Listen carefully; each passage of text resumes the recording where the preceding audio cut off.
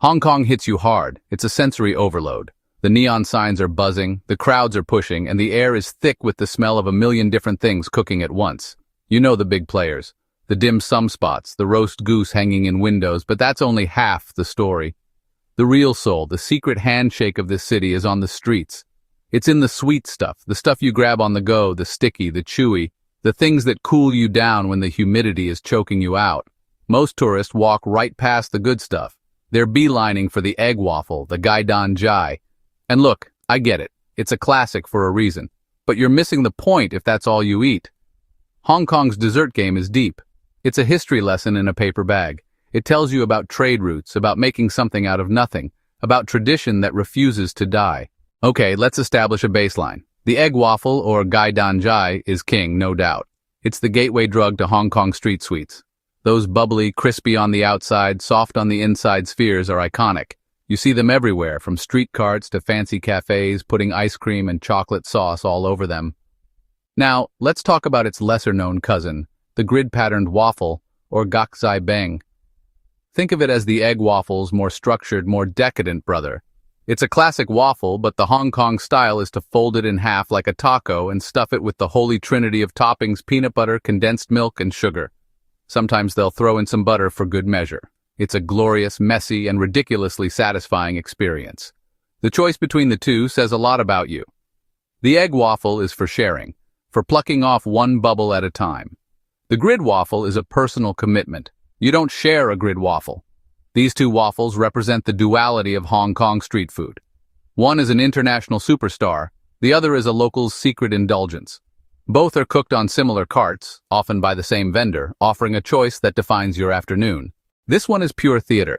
Dragon's beard candy, or lung so tong, isn't just a dessert, it's a performance. You'll hear it before you see it. A rhythmic thump, thump, thump as a master pulls and stretches a hard puck of maltose sugar. It's a dying art form, a piece of imperial history being made on a street corner.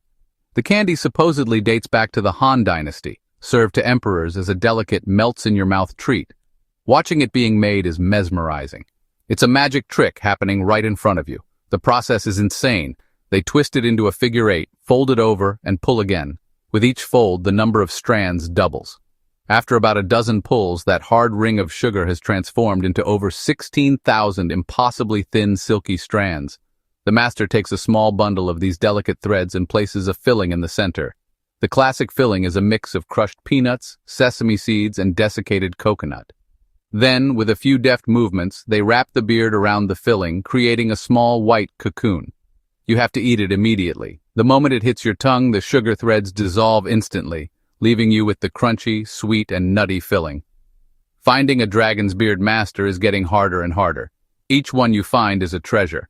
So if you see someone pulling sugar on a street corner in Hong Kong, stop, watch the show. Buy a box. You're not just buying a piece of candy, you're buying a piece of history. Now we get to the real street-level stuff. Put chai ko, or red bean pudding, is the definition of a humble classic. It's not flashy, it's not going to win any beauty contests, but it is one of the most beloved and nostalgic snacks in the entire city. It's a small, firm, steamed pudding, traditionally served in a small porcelain bowl, hence the name, which literally means little bowl cake. Today you're more likely to get it served on 2 bamboo skewers, making it the perfect portable snack. It's dense, chewy, and just sweet enough. The ingredients are simple, which is the beauty of it. It's made from rice flour, wheat starch, and sugar. The magic is in the texture. It has a unique stickiness and a satisfyingly firm chew, a texture the Cantonese call QQ. And of course, the heart of the pudding is the red beans, azuki beans. They're not blended into a smooth paste, but left whole or roughly mashed, giving the pudding little bursts of earthy flavor and a softer texture that contrasts with the chewy cake. It's simple, honest food. Making it is a science. The ratio of rice flour to wheat starch has to be perfect to achieve that signature chewiness. An old-school vendor once told me, anyone can mix flour and sugar, but to make a good put chai ko, you have to feel it. You'll find these puddings at street stalls, often sitting alongside other steamed cakes. Locals will point to their favorite, a silent transaction that has been repeated 1,000,000 times. Grabbing a put chai ko on 2 sticks and eating it as you navigate the crowded sidewalk is a quintessential Hong Kong experience. Let's talk about a ghost. Bak tong go, or white sugar cake. is kind of a phantom of a dessert. It looks simple, almost plain. It's this pristine white steamed rice cake, usually cut into triangles. But when you bite into it, it's a whole different story. It's soft, slightly chewy, and spongy. But honestly, the most surprising part is the taste. It has this distinct, slightly sour, fermented tang that balances out the sweetness. It's a complex flavor profile that you just don't expect from its unassuming appearance. The secret to its unique texture and flavor is, well, fermentation. This isn't just a simple mix and steam job. The batter, made from rice flour, sugar, and water, is left to ferment for several hours. This process creates carbon dioxide bubbles, which give the cake its signature honeycomb-like structure when you slice into it. A perfectly made baktong go is a thing of beauty. It should be snow white, never yellow. It should be firm enough to hold its shape but spring back when you press it. And it should have that perfect balance of sweet and sour. It's a flavor that can be divisive. Not everyone loves that fermented taste. But for those who do, it's kind of an obsession. It's a clean, sophisticated sweetness that feels ancient. Eating a slice is like a palate cleanser. It's a moment of calm in the chaos of the city. This is soul food. Tofu fa or doufu fei is honestly the silkiest, most delicate dessert you'll ever eat out of a plastic bowl. It's basically a super soft, uncurdled tofu pudding. It's so smooth that it breaks apart the moment your spoon touches it. Seriously, it's that delicate. You can have it hot or cold, so it's a year-round comfort food. On a cold, damp winter day, a bowl of hot tofu fa feels like a warm hug from the inside. But on a sweltering summer afternoon, a chilled bowl is, hands down, the most refreshing thing on the planet. It's a blank canvas, just a pure, clean taste of soybean that's all about texture. The art of tofu fa is really in its creation. It's made by coagulating soy milk, but the process is incredibly delicate. The goal is to create a pudding with the consistency of custard, but the lightness of a cloud. The toppings are what make it a dessert. The pudding itself is unsweetened, so you get to customize it however you like. The most traditional way is with a drizzle of sweet ginger syrup. The syrup has this gentle, warming spice that cuts through the richness of the soy, creating a perfect harmony. You find tofu fa in dedicated dessert shops, hole-in-the-wall joints that have been serving it for generations. You'll see everyone from grandmas to school kids to construction workers sitting on tiny stools, slurping down a bowl. It's a democratic dessert. It's cheap, it's healthy, and it's universally loved. Eating tofu fa is a moment of pure, simple pleasure. It's a reminder that sometimes the best things in life are the simplest. It's not just food, it's a ritual, a moment of silky, sweet respite from the grit of the city. When the temperature drops in Hong Kong, and by drops I mean it becomes bearably cool, the smell of roasting chestnuts fills the air.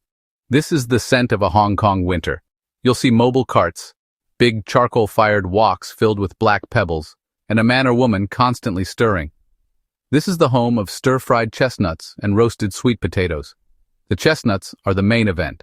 They're not just roasted, they're stir-fried in a giant wok with hot black sand or pebbles and sugar. The constant stirring makes sure they cook evenly, while the hot sand helps to retain the heat.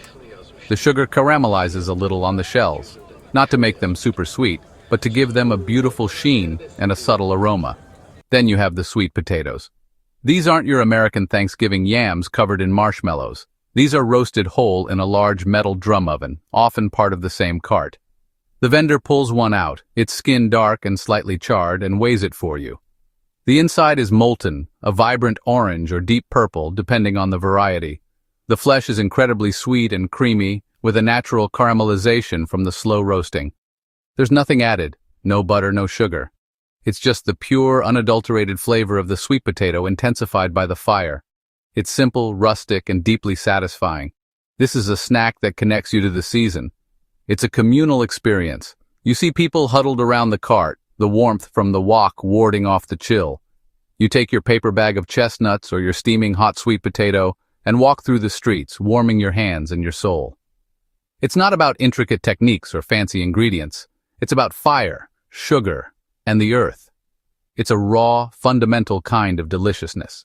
It's a taste of winter, a fleeting pleasure that makes the cooler months in this subtropical city feel special and cozy. None of this exists without the people behind the carts. The vendors are the heart and soul of this entire scene. They are the unsung heroes, the keepers of the city's flavor. These aren't chefs with culinary school degrees. These are artisans who learned their craft through repetition, through family tradition, through decades of trial and error. They wake up before the sun rises to prepare their doughs, their syrups, their batters. They stand on their feet for 12 hours a day in the sweltering heat and the damp cold, serving up a taste of home to thousands of people. I once talked to an old woman selling put chai ko in Mong Kok. She'd been running the same stall for over 40 years. She told me, "The recipe is my mother's, and her mother's before that. It's not written down anywhere." "It's here," she said, pointing to her head and then to her heart. "People come back because they say it tastes like their childhood. How can I stop? This is more than just business. This is my family's legacy in a small cake." That's the kind of passion you can't fake. You can taste it in the food. These vendors are a dying breed. The rents are rising, the licensing is getting tougher, and their children often don't want to take over the family business. Each time a cart closes, a small piece of Hong Kong's culture vanishes with it. These aren't just food businesses. They are community hubs. The vendors know their regulars by name. They watch kids grow up, feeding them the same snacks they once fed their parents. They are a constant, familiar presence in a city that is always tearing down the old to build the new. So when you buy a street dessert in Hong Kong, you're doing more than just satisfying a craving. You're participating in a tradition. You're supporting a small, family-run business. You're keeping a piece of history alive. Look the vendor in the eye. Give them a nod, a thank you. Acknowledge the craft. At the end of the day, this journey through Hong Kong's street desserts is about so much more than just sugar. It's a visceral, tangible way to understand the city's identity. Each dessert tells a story.